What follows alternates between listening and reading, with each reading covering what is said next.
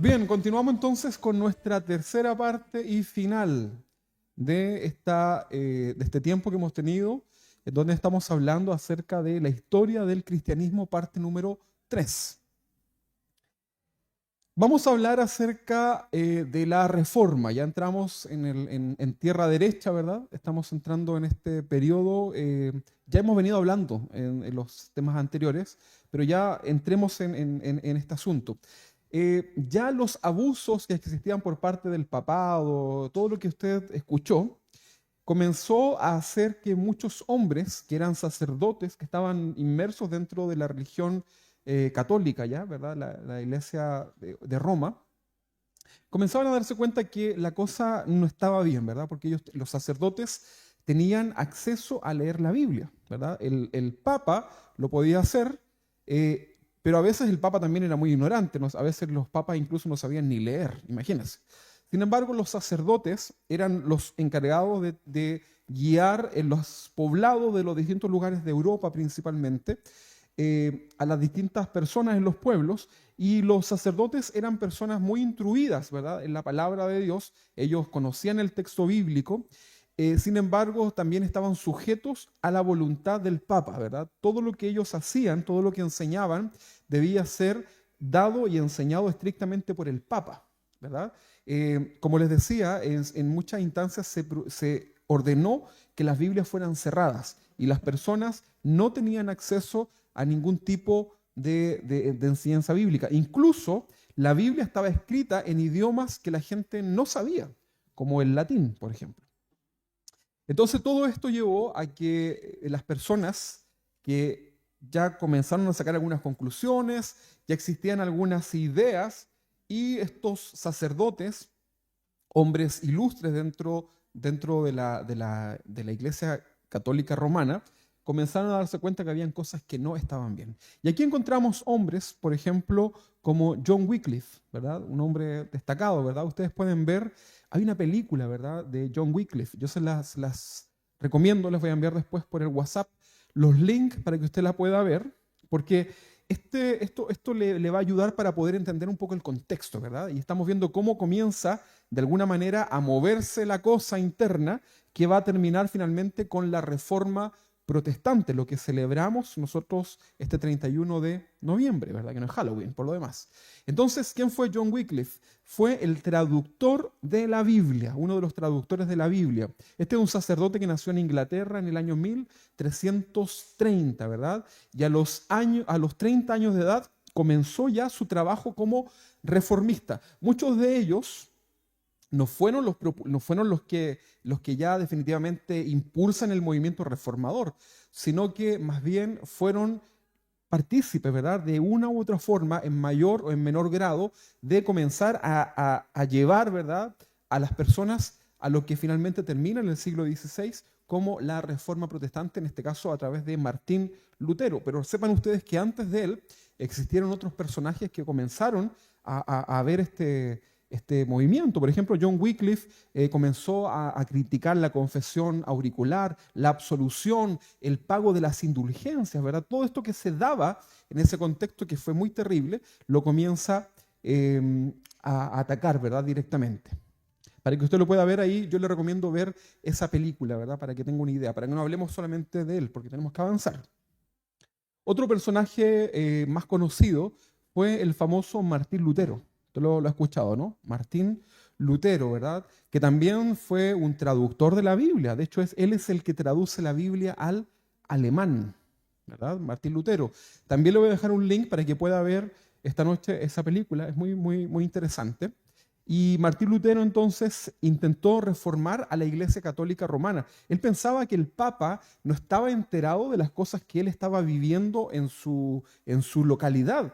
Él pensaba que el Papa vivía completamente ignorando todas esas aberraciones, ¿verdad? Y en uno de sus viajes, a, cuando va a Roma, se encuentra que el Vaticano era un prostíbulo, ¿verdad?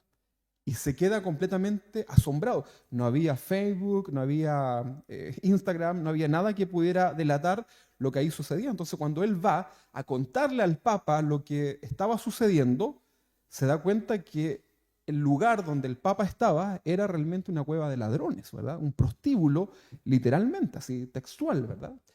Entonces, Martín Lutero se comienza a dar cuenta de esto, ¿verdad? Lo intentan incluso sobornar para que se retracte de sus ideas. Y bueno, finalmente no lo logran, ¿verdad? Y esto termina mal, ¿verdad? Y el Martín Lutero, uno de los textos que a él lo confrontan en su corazón es: el justo por la fe vivirá. Ese fue el texto que le conmueve, ¿verdad? El justo por la fe vivirá. Martín Lutero entiende que la salvación no es por obras, porque la gente pensaba que la salvación era por obras, ¿verdad? Entonces hacían obras, ¿verdad? Y todo esto era siempre acompañado de dinero. Y Martín Lutero se comienza a dar cuenta que el justo, el que justificado por el Señor, puede vivir por medio de la fe. Y esto era tremendo, que la salvación es por fe. De hecho, hay una frase muy importante de Martín Lutero que él dice: la salvación es por la fe y solo por la fe. Frase de Martín Lutero, ¿verdad? Yo me recuerdo esa frase de mi profesora de historia, que me lo dijo cuando estábamos en el colegio, ¿verdad? Ella decía: y la salvación es por la fe y solo por la fe. Algo que para usted puede sonar completamente normal. En el siglo XVI esto fue como un boom, ¿verdad? Una cosa que explotó, que la salvación podía ser solamente por la fe. Y Martín Lutero hace estas cláusulas, ¿verdad? Y él dice: sola escritura, ¿verdad? Solo la escritura es lo que nos lleva a Dios. Solo la gracia de Dios, sola gracia. Sola fe, ¿verdad? Solo Cristo, ¿verdad? Y comienza a decir cosas que para nosotros son completamente normales, pero que para ese tiempo literalmente eran un escándalo, ¿verdad? Entonces, ahí nosotros tenemos que comenzar a poner ojo, ¿verdad? Lo que pasó con este hombre Martín Lutero. Hubo un hombre llamado también John Hus, ¿verdad? Que fue también uno de los padres de la Reforma. También le voy a dejar un link para que usted pueda verlo. Este fue un sacerdote que era el rector de la Universidad de Praga, ¿verdad? Que fue un discípulo de Wycliffe, el primero que vimos al principio. Y este predicador intrépido atacó los vicios que existían en el clero. Comenzó a atacar directamente, ¿verdad? John Hus no tuvo problema, ¿verdad? Y se comenzó a levantar. Por ejemplo, él habló acerca de la venta de las indulgencias, que vamos a hablar ahora acerca de eso. Rechazó las enseñanzas del purgatorio, ¿verdad? Que no están en la Biblia. ¿Y sabe cómo terminó? Quemado vivo, y los que seguían a Hus fueron también condenados a la hoguera.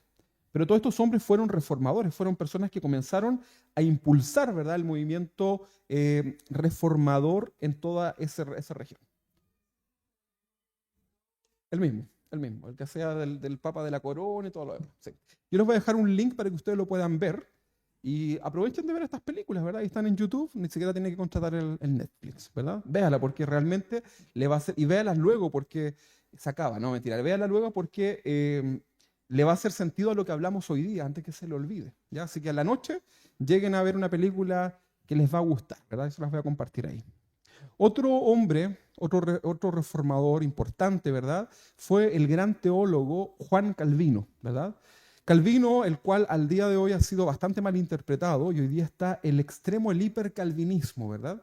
Que ellos dicen que la salvación no se pierde.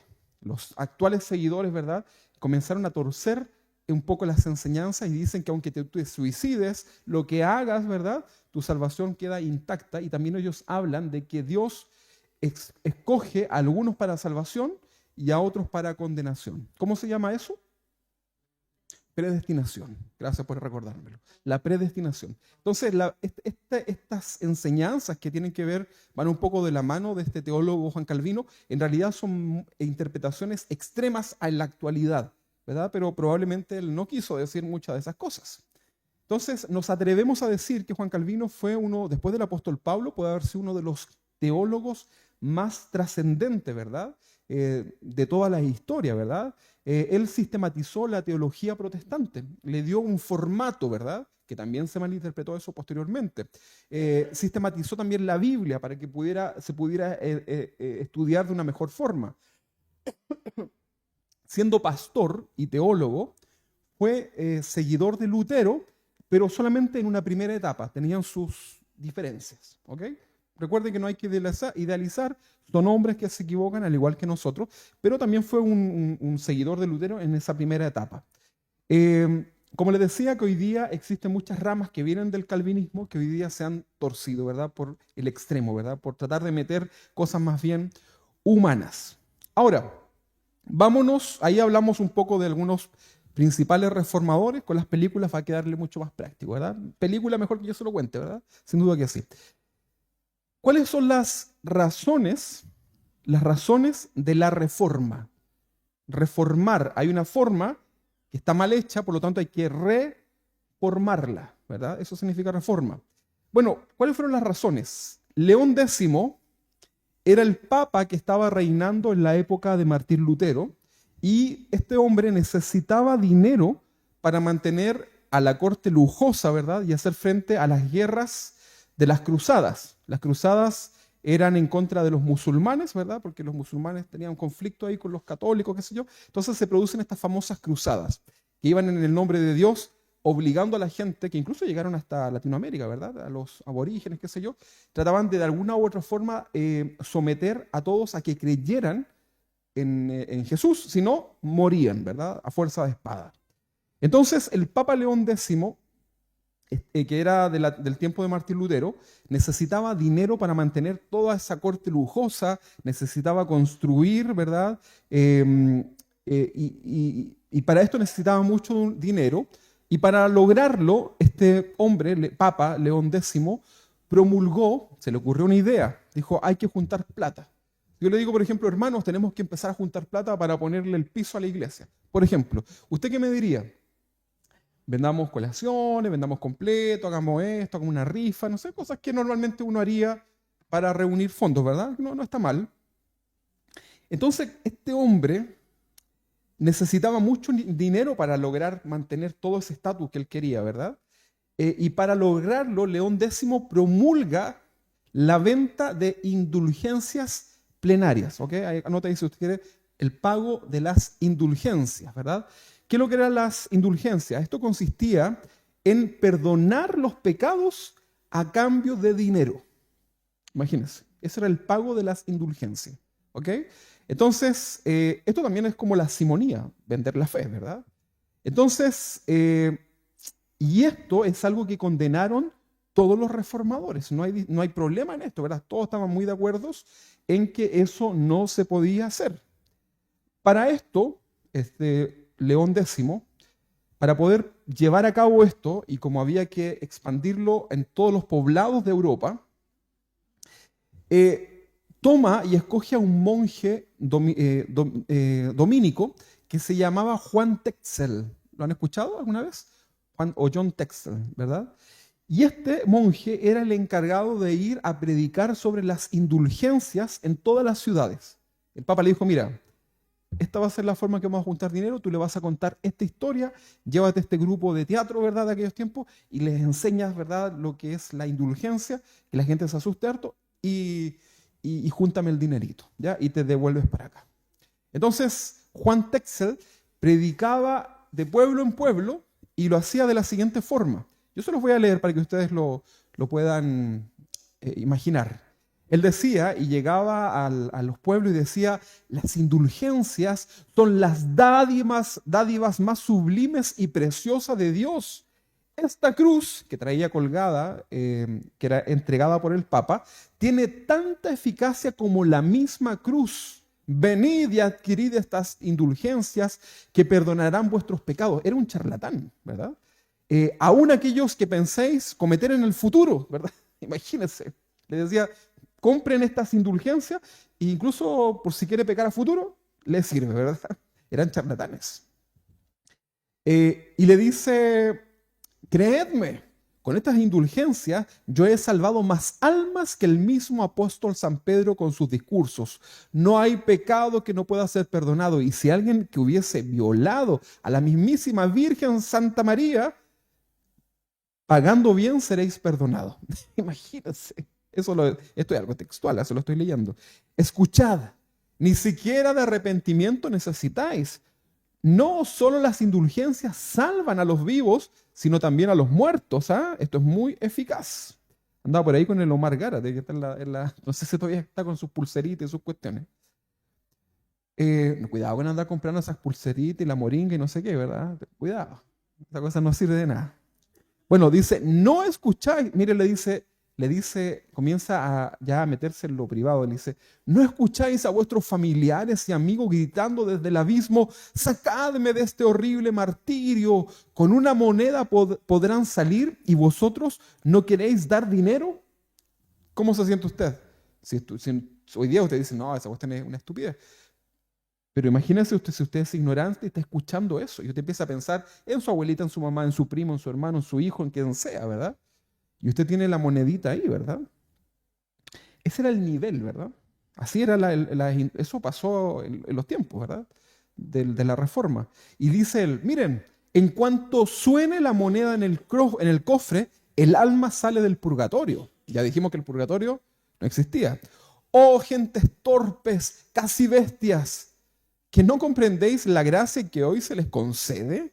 El cielo está abierto de par en par. Ahora podéis asegurar vuestra salvación. No seáis duros, solo un real de plata y vuestros padres difuntos saldrán del purgatorio.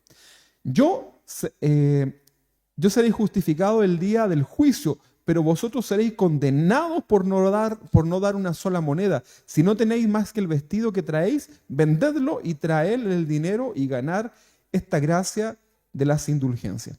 ¿Le suena atrevido eso, no? Vendan su ropa, sus cosas. Pero en las iglesias hoy día también hacen eso, ¿verdad? ¿O no? Yo he visto gente que en las iglesias han donado los anillos, por ejemplo, las cosas personales, ¿verdad? Mis zapatos, mis cosas, mi casa. Y la gente lo da. Por alguna razón, ¿verdad? Con una buena intención. Pero son despojados. O sea, que esto que pasaba en ese tiempo, hoy día no estamos muy lejos de hacerlo, ¿no? Sin duda que sí, esto es una realidad, hermanos, terrible. Con otro nombre, de otra forma, más sutil tal vez, pero así es, ¿verdad? Y termina diciendo, ¿sabéis por qué el Papa ha tenido tan inmensa gracia? Porque está construyendo la iglesia de San Pedro. La iglesia de San Pedro, la que usted conoce, la que existe, eso, se construyó en base a esto. ¿Sabe usted eso, no? Para que lo sepa. Dice, y no habrá otra igual en el mundo. Eso es lo que él decía. Vea la película porque ahí lo va a ver usted cómo eso era así, ¿verdad? Entonces, efectivamente, hoy día no hay otro edificio en el mundo como el del Vaticano. No hay, ¿verdad? Es una cosa pero tremenda, ¿verdad? ¿Cuántos edificios de ministerios supuestamente al servicio de Dios han sido construidos con el engaño y la avaricia, abusando de la fe de las personas?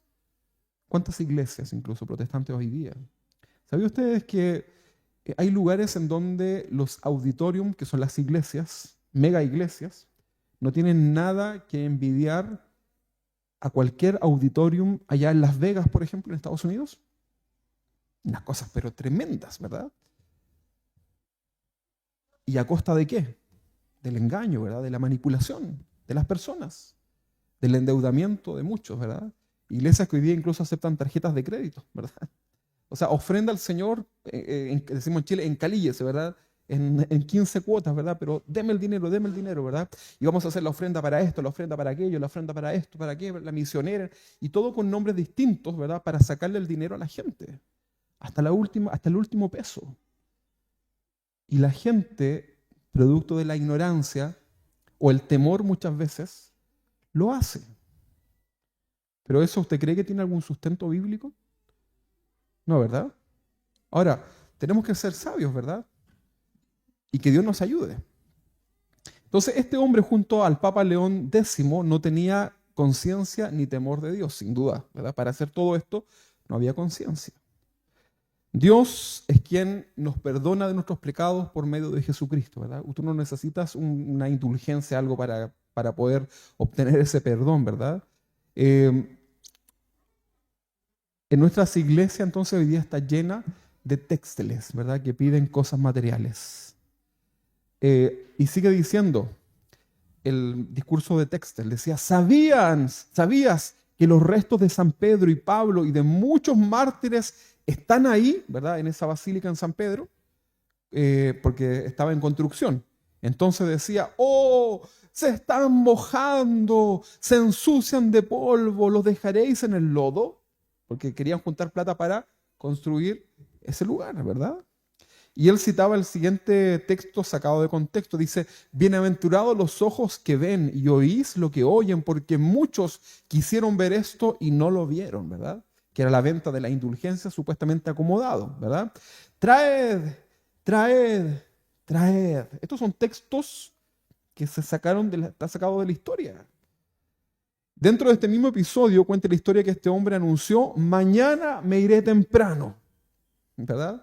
Y al día siguiente volvía y decía, anoche soñé que las almas del purgatorio me rogaban que me quede un poco más.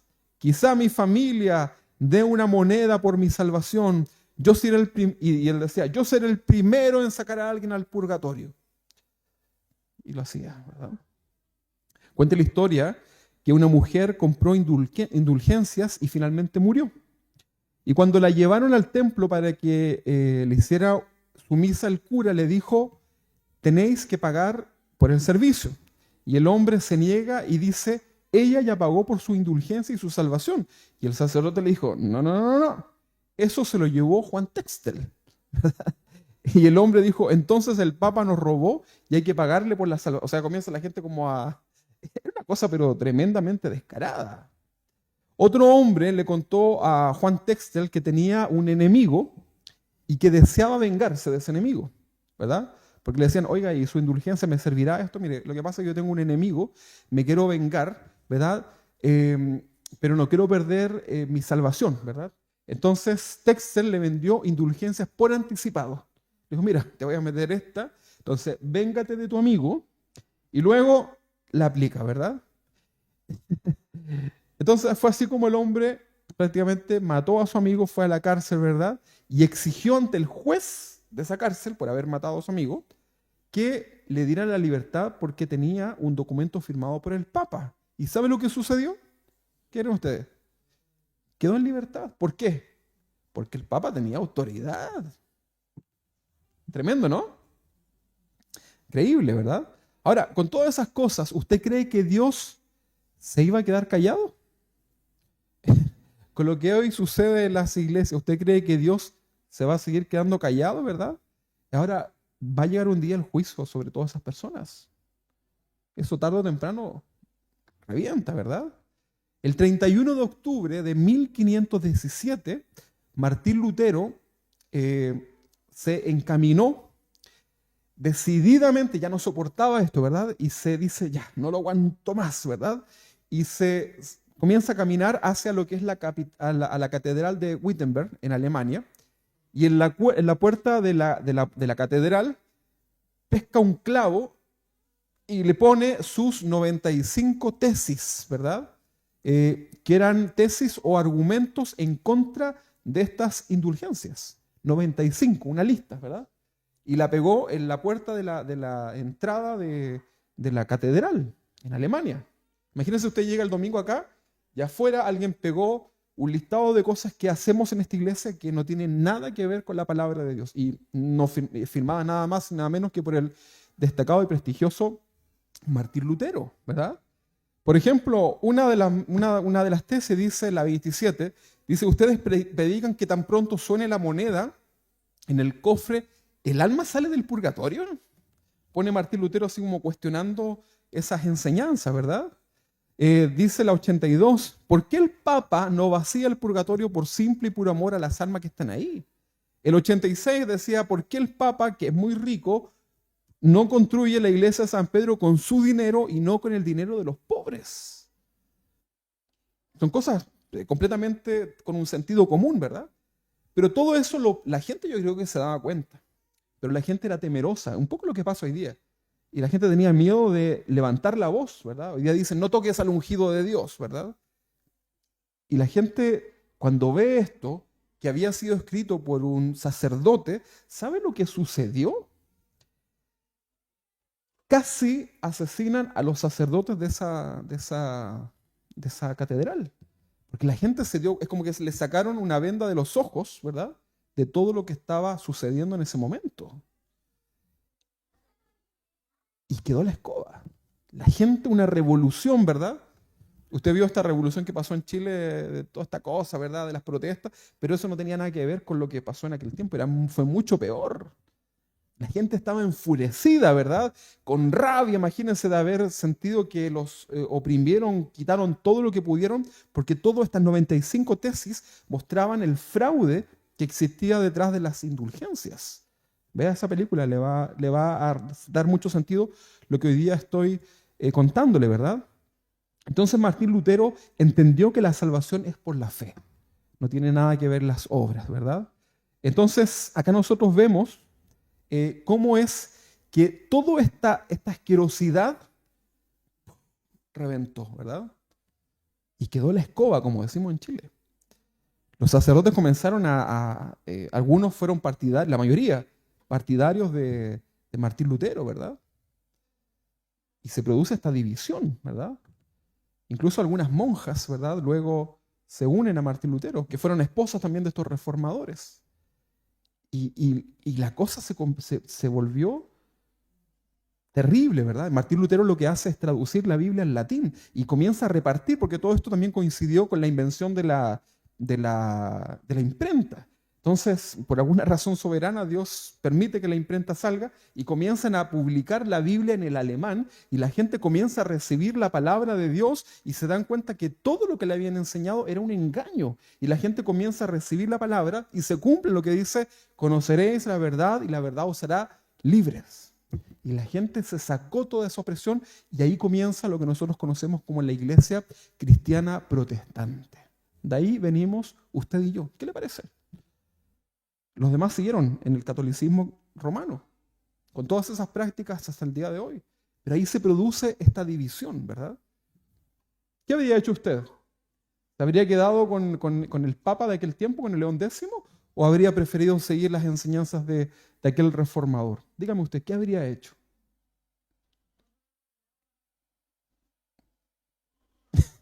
¿Qué? No me ha dicho. ¿Qué habría hecho?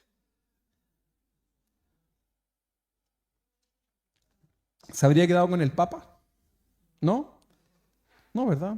Se habría ido con ellos, ¿verdad? Porque se estaba enseñando la palabra. Eso es lo que estaban haciendo ellos. Está bien, ¿verdad? Mire, todavía usted está como medio temeroso, ¿verdad? Tiene que decir, ¿verdad? Lo que Dios le guía en su corazón. Probablemente todos habrían dicho hoy día, no, yo me voy con el Martín Lutero, ¿verdad? Pero todavía hay un temor, ¿verdad? Como de, ¿será o no será? ¿Será o no será? ¿Será o no será? Sentido común.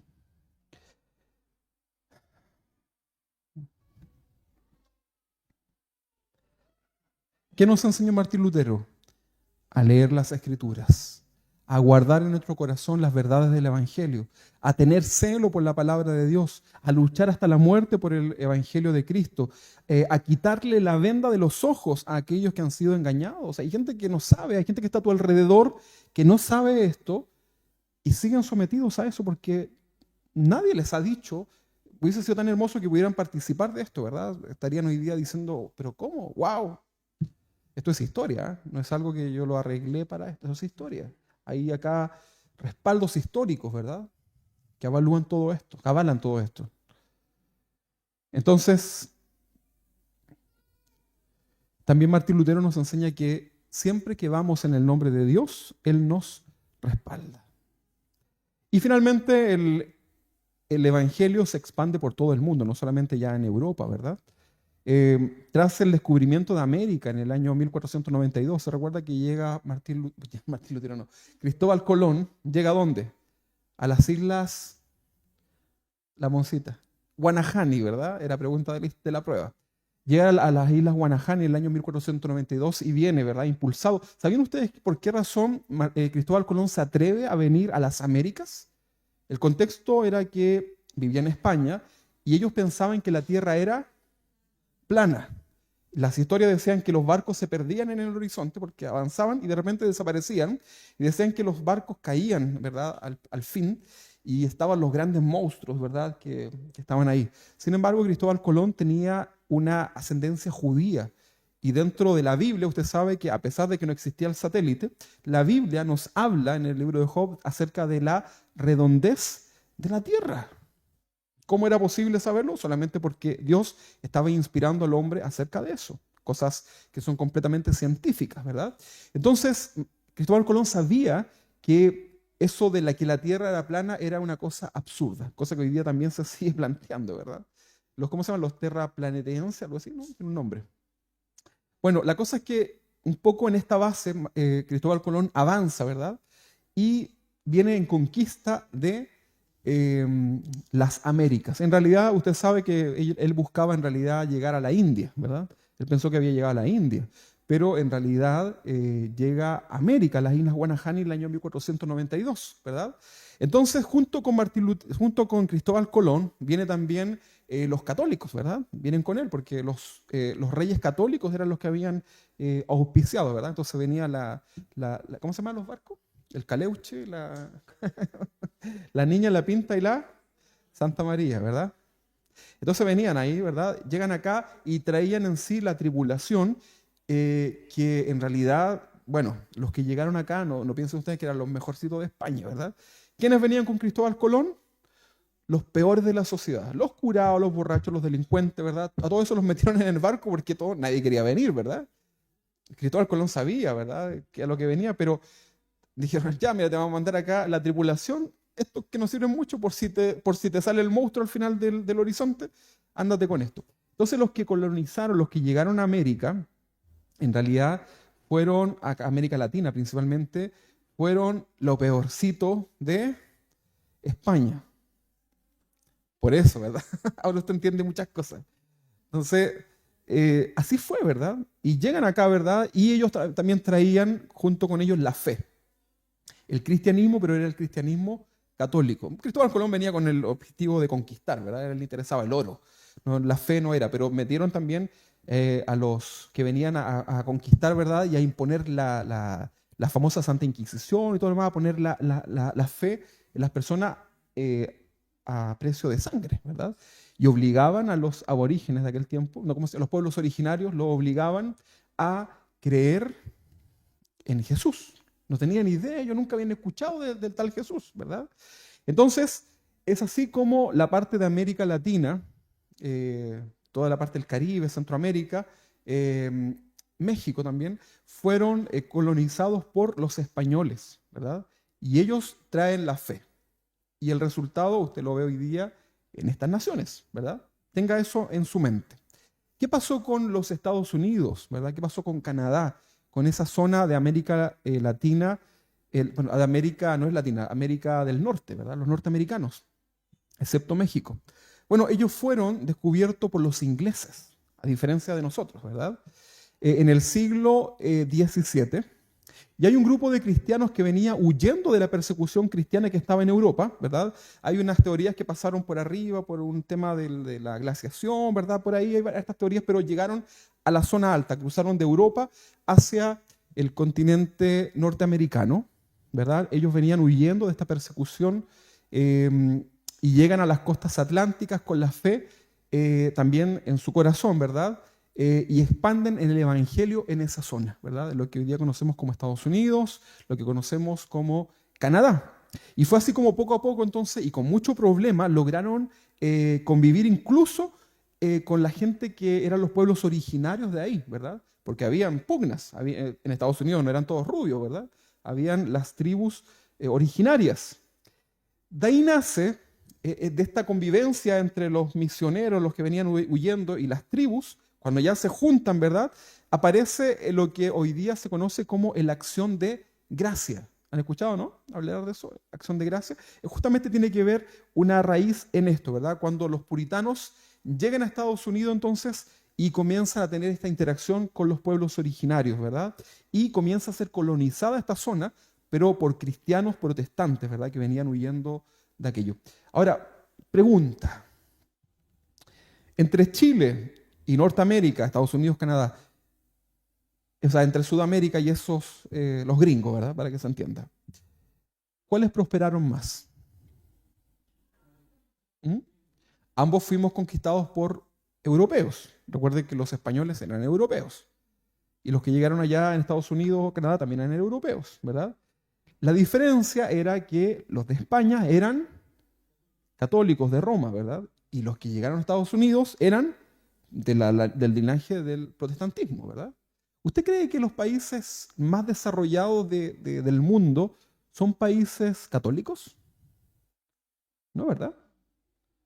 ¿Usted cree que en Alemania se practica el catolicismo? ¿En Suiza? ¿En Estados Unidos? ¿Australia? Son países mayormente protestantes. Bueno, no digo que la gente sea perfecta, ¿verdad? Pero son gente que tiene su base en el protestantismo y por alguna razón surgieron, ¿verdad? Porque hay una mentalidad también, ¿verdad? Y hay una frase muy importante que me gusta mucho y la subrayo, que es, ellos decían, el protestantismo y la ignorancia no son compatibles. Eso decían, ¿verdad? El protestantismo, la fe protestante y la ignorancia no son compatibles. No puede ser, ¿verdad? No van de la mano. Por eso lograron surgir. Ahora, usted se está preguntando qué pasó con Chile, qué pasó con nuestro país, ¿verdad? ¿Cómo fue que nosotros fuimos, de alguna forma, alcanzados, ¿verdad? Por este tema, ¿verdad?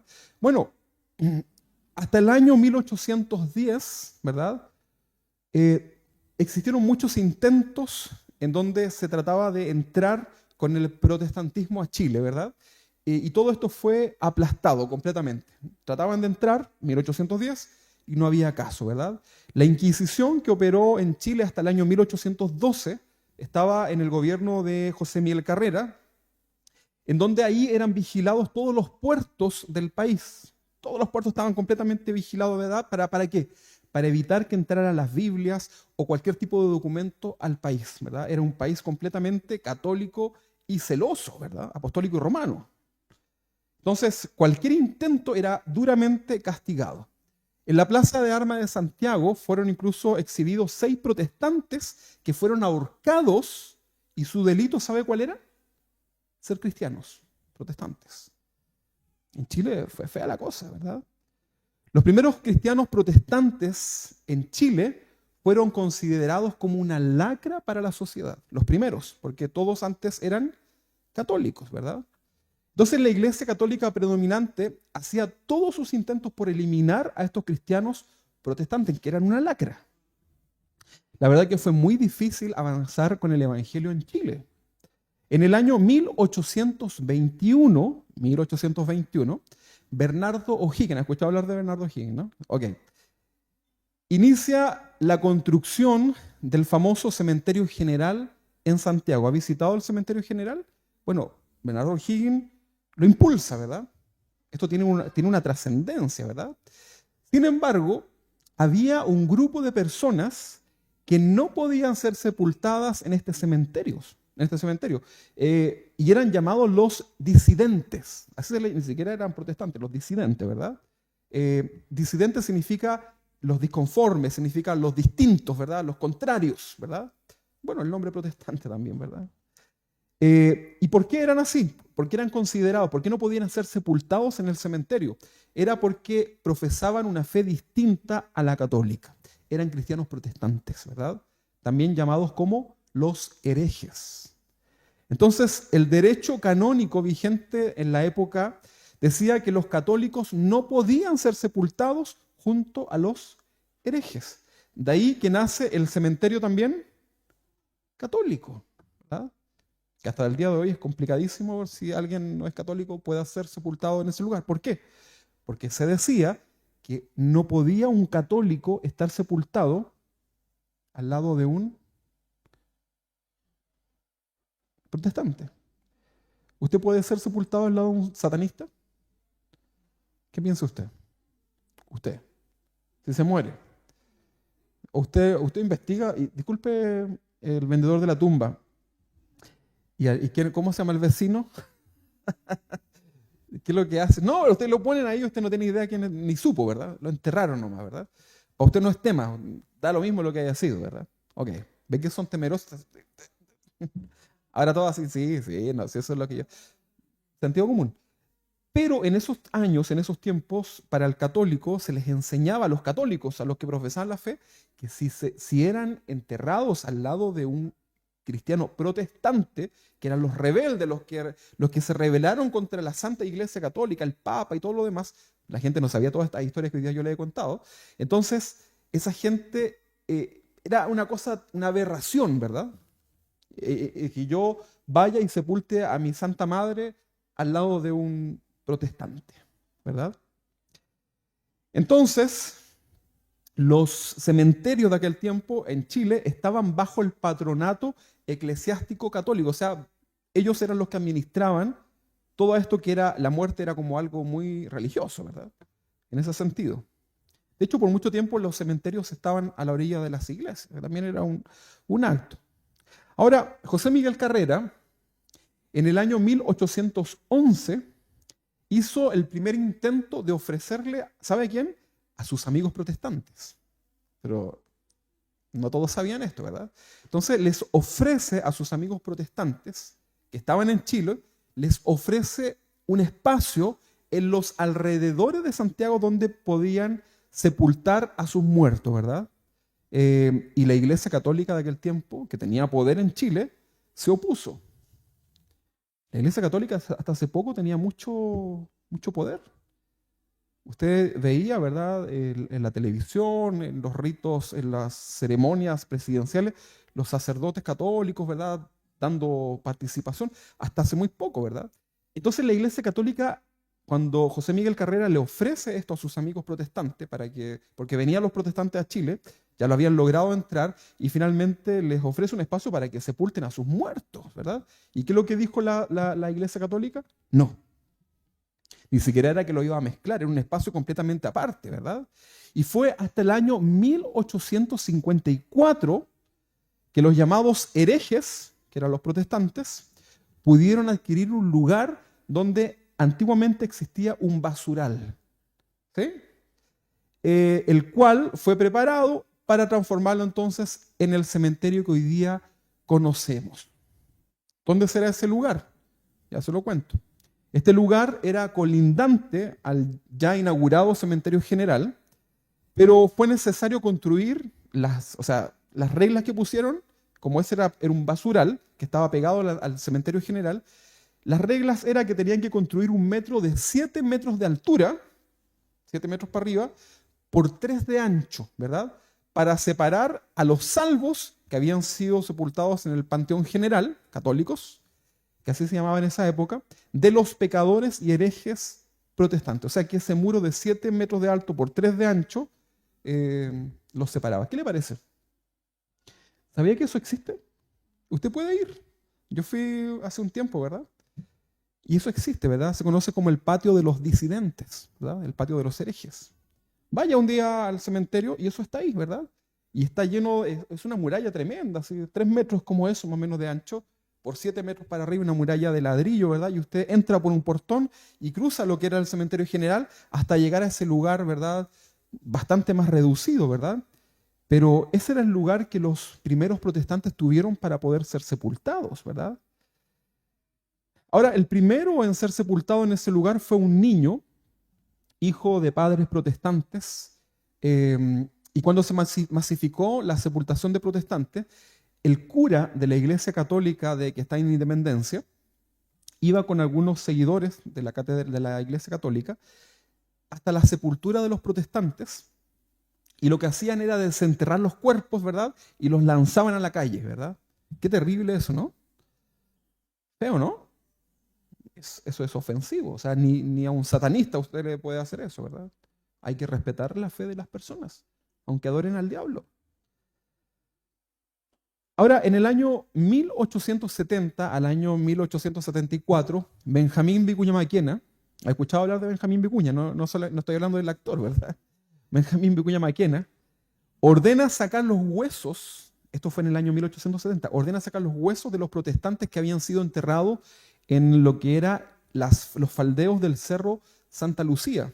¿Conoce usted el Cerro Santa Lucía, no? Hay algunos monolitos todavía ahí que indican que ahí fueron enterrados algunos protestantes, ¿verdad? Y que estos cuerpos fueran traídos al patio de los disidentes, ¿verdad? La idea en realidad de Benjamín Vicuña Maquena era tener ya paz con todos, ¿verdad? Y esto era muy terrible para las familias de los difuntos, ¿verdad? el Cerro Santa Lucía era un basural. Era un basural, asqueroso, ¿verdad? Y ahí tenían que ir a tirar, ni siquiera los podían sepultar, envueltos ahí, tiraban los cuerpos de los protestantes, ¿verdad? De una manera casi clandestina.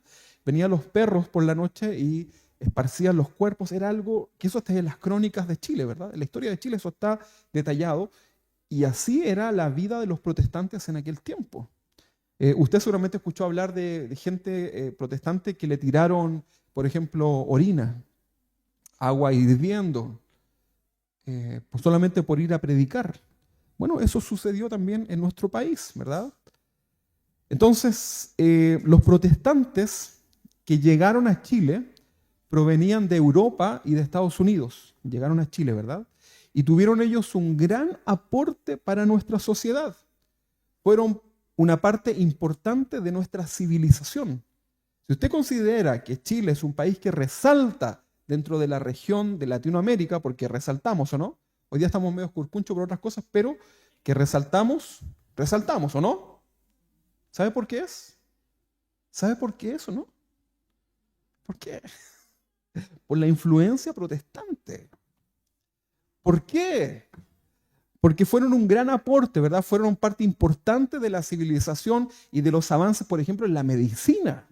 Protestantes que venían de Europa, preparados, hombres. Recuerde que la ignorancia y el protestantismo decía la frase que no podían ir de la mano, ¿verdad?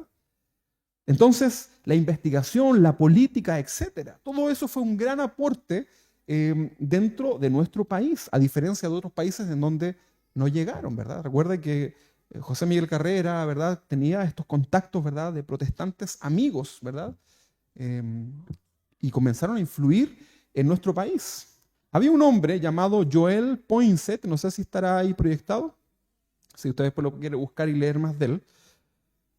Tuvo un papel muy importante en la primera constitución política. Hablamos hoy día de constituciones, ¿verdad? Pero este hombre protestante tuvo un papel muy importante en esta primera constitución política. Y en los ensayos de constitución política existe un escrito muy recordado en donde escribió: la región de Chile será la católica, perdón, la religión de Chile será la católica apostólica. Y él lo pone en la Constitución. ¿Saben lo que es la Constitución o no? Es la base legal del país, legislativo. Y él pone, este hombre, Joel Poinsett, pone esa frase, ¿verdad? La religión de Chile será la católica apostólica. Fin, punto, ¿verdad? Y todos quedaron contentos, ¿verdad? ¡Wow! ¿Verdad? Pero este hombre era muy inteligente.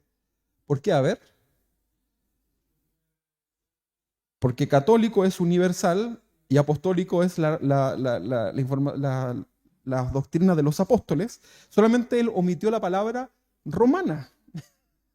Gol, ¿verdad? Gol de Poinsett. Por lo cual entonces dejó abierta a través de la Constitución que todas las otras iglesias de carácter protestante podían estar también permitidas. ¿Qué le parece? Un hombre sabio, ¿verdad? Tuvo una importante participación este hombre Poinsett. ¿Saben qué? En el primer escudo nacional, él puso la frase, no sé si usted ha visto los primeros escudos, decía: después de las tinieblas, la luz. ¿Ha escuchado esa frase en el escudo nacional? No, ahora es por la razón o la fuerza, pero la primera frase era: después de las tinieblas, la luz. Esto en el latín era post tenebras lux, ¿verdad? Así sale. Y este era el eslogan de los protestantes suizos. Y está en nuestro escudo. Los protestantes suizos, que usted conoce Suiza, ¿no? ¿Sí? Suiza es un país. ¿Le gustaría vivir en Suiza, no? No es cualquier país, ¿verdad? Suiza, ¿verdad? Hay gente que tiene su dinero en los bancos suizos, ¿verdad? Porque es una economía muy estable, un país muy próspero, protestante por los demás, ¿verdad? Y este hombre, Poinsett, pone, ¿verdad?, esta frase absolutamente protestante, ¿verdad?, en el escudo nacional. Después de las tinieblas, luz. Faltó el aleluya nomás, ¿verdad? Una frase muy, muy cristiana. Joel Poinsett, que era nieto, ¿sabe de quién? Del que inventó el telescopio cromático, también protestante. O sea, no era cualquiera, ¿verdad? No era un curadito que llegó metido en un barco. Se destacó en todos los aspectos. Él fue médico, fue ingeniero, militar, políglota. ¿Sabe lo que es un políglota? Que habla varios idiomas, consejero de distintos jefes de Estado, científico. A él también le debemos que él hizo una descripción de una flor típica del continente americano, la flor del Inca. Él hace una descripción importante, ¿verdad?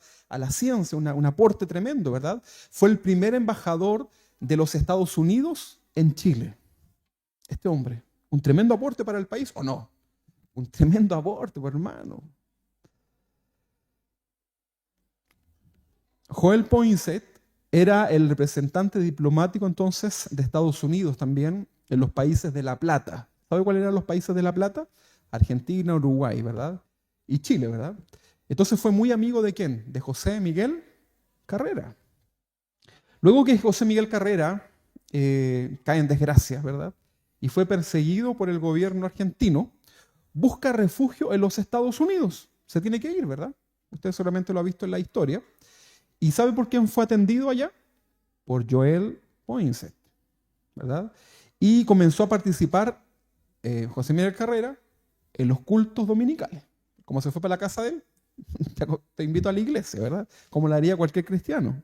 Y fue ahí entonces donde conoció a un grupo selecto de personas que eran parte de esa congregación, que posteriormente tendrán una participación muy importante en el desarrollo ahora económico de nuestro país de Chile. Y este grupo de personas fueron las que facilitaron, por ejemplo, barcos, dineros militares y todo lo necesario para que Carrera pudiese volver a Chile, porque había tenido algunos problemas.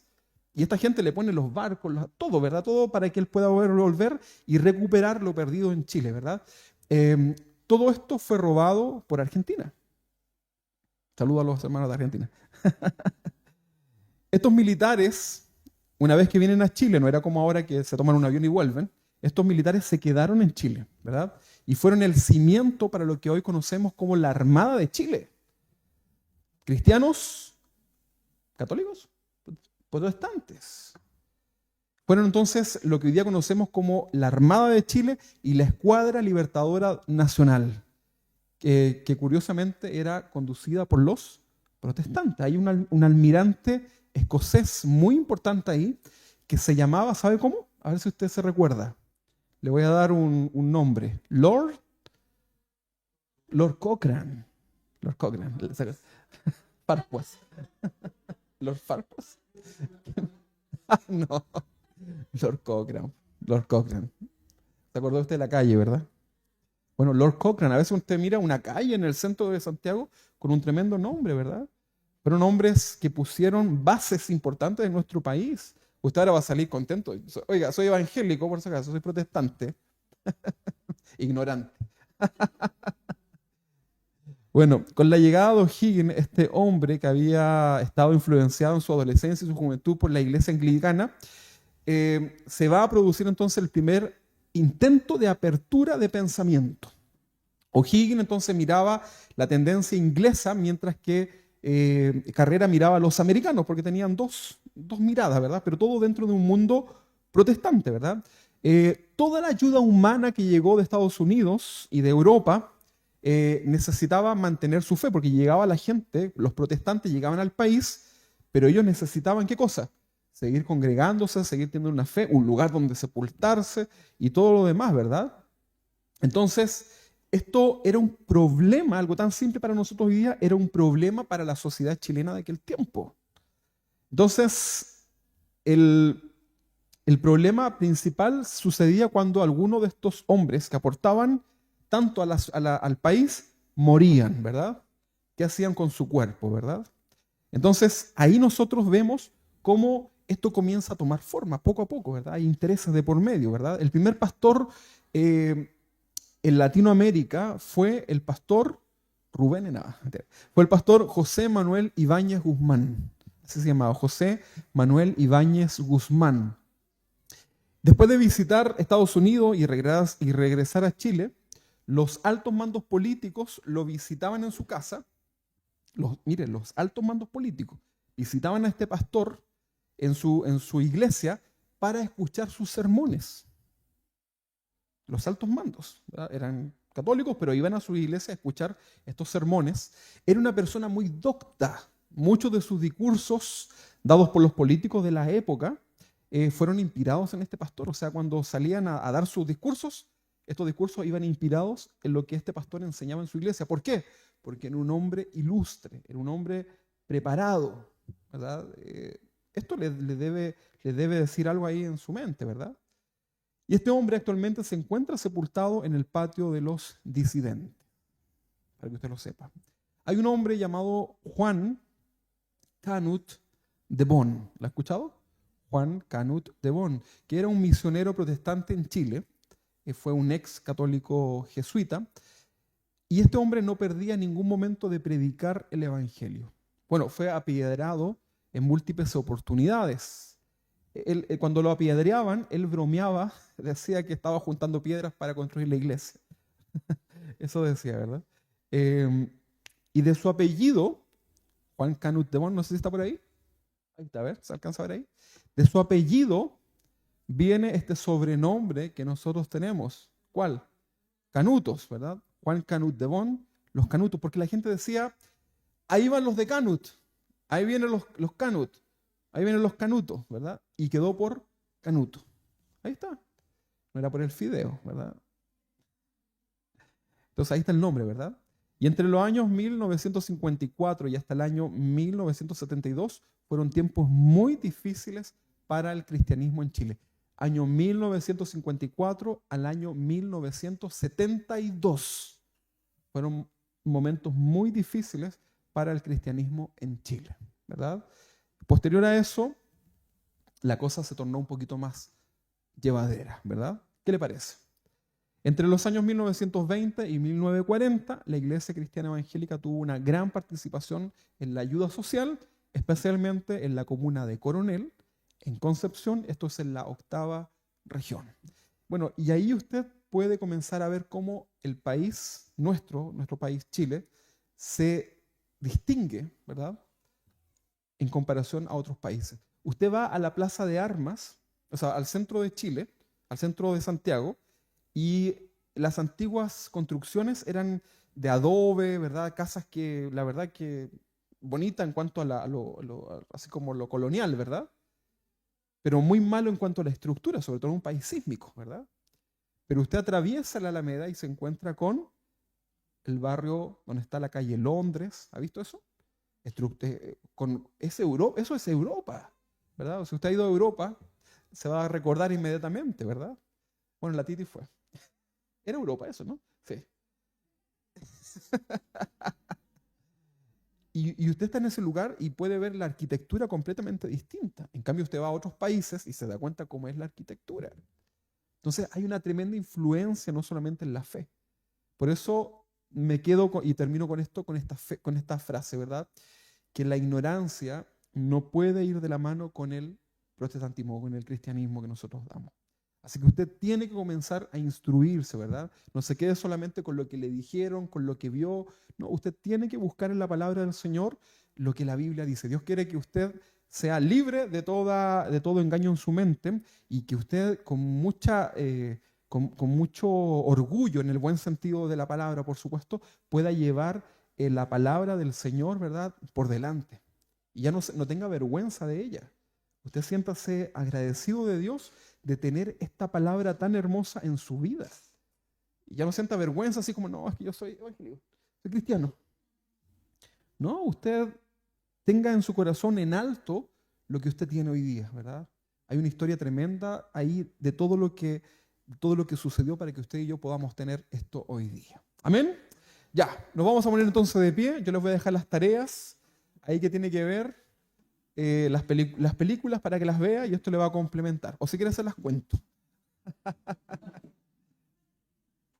Muchas gracias a los hermanos que pudieron participar de esto. Una larga jornada, ¿verdad? Dios es muy bueno, se nos hace corto. Yo le pido disculpas a todos los mártires de la fe que los tuve que borrar a muchos, ¿verdad? Porque la verdad que no era imposible poder ponerlos a todos, ¿verdad? Pero les voy a compartir un documento donde sí está toda la información para que usted la pueda leer, ¿ya? Así que compártalo con quien quiera, no hay ningún problema. Vamos a orar en esta noche, en esta tarde, no, todavía no es noche. Vamos a orar en esta tarde. Dios bendiga también a los hermanos que están. A ver, ¿quién está en casa? ¿Quién está escuchando en casa? Escríbanos ahí, yo pastor, ¿verdad? Vamos a ver quién está en la casa siguiendo la enseñanza. Entonces vamos a orar y vamos a darle gracias al Señor. ¿Tienen motivos para darle gracias a Dios? Amén. Conoceréis la verdad y la verdad nos hará libres. Señor, te damos gracias en esta noche porque tenemos esa hermosa oportunidad, Señor, de escuchar tu palabra, Señor, ver la historia, Señor, todo lo que ha sucedido, Señor, desde los principios, desde que estaban los primeros cristianos, los apóstoles, cómo comenzaron a ser perseguidos, Señor, cómo la historia nos muestra, Señor, cómo pudieron haber tal vez abandonado su fe producto de todo el peligro, los riesgos que tuvieron que vivir. Pero vemos, Señor, cómo tú les sustentabas, cómo tú les dabas ánimo. Vimos cómo los mártires de la fe se animaban unos a otros para seguir adelante y nunca negar tu fe. Señor, gracias, Padre, porque tu palabra iluminó tantos corazones, Señor. Gracias porque a pesar de todo el engaño que existió, Señor, en todo ese tiempo, gracias, Padre, porque muchos pudieron verte, Señor, a ti, a pesar de todo el conflicto y lo difícil que fue. Gracias, Padre, por aquellos hombres que se preocuparon, Señor, de traducir el texto bíblico, Señor, a nuestros idiomas. Gracias, Señor, por aquellos que tuvieron la valentía dada por ti para confrontar, Señor, el engaño y poder llevar a muchos a tu palabra. Gracias, Señor, te damos porque también como país somos tan bendecidos de poder disfrutar también no solamente de tu palabra en nuestras vidas, sino que también de los beneficios que trajo, Señor, la obediencia y la integridad de esos cristianos protestantes que llegaron también a nuestro país. Señor, muchas gracias, Padre. Somos privilegiados en este día, Señor, de poder escuchar esto en nuestra comodidad, Señor, de nuestras sillas, de no tener que vivirlo, Señor, de no tener que ser dado como comida de fieras, de no tener que ser extorsionados, Señor. Gracias, Padre, porque tu misericordia nos alcanza. ¿Qué podemos decirte, Señor? Muchas gracias y queremos servirte, Señor, con todo nuestro corazón. En el nombre de Jesús, ayúdanos, Señor, en este día a poder comprender qué significa ser un hijo tuyo en estos tiempos. Señor, haznos ser hombres y mujeres valientes, Señor, decididos a ser testigos tuyos, Señor, en donde quiera que vayamos, Señor. Que podamos compartir esta palabra tan hermosa, Señor, que es tu verdad, con aquellos que aún no conocen, Señor. Hay gente a nuestro alrededor que vive engañada, Señor, y tú hoy día nos haces comprender esta verdad. Conocemos la verdad, que es tu palabra, y esta palabra nos hace libre. Gracias, Señor, por tener este honor tan grande de poder ser tus hijos, Señor, y de poder tener esta verdad en nuestros corazones. Ayúdanos, Señor, para que podamos reflexionar en este día y podamos celebrar juntos, Señor, como iglesia protestante, Señor, esto tan hermoso que sucedió ese 31 de octubre, Señor, cuando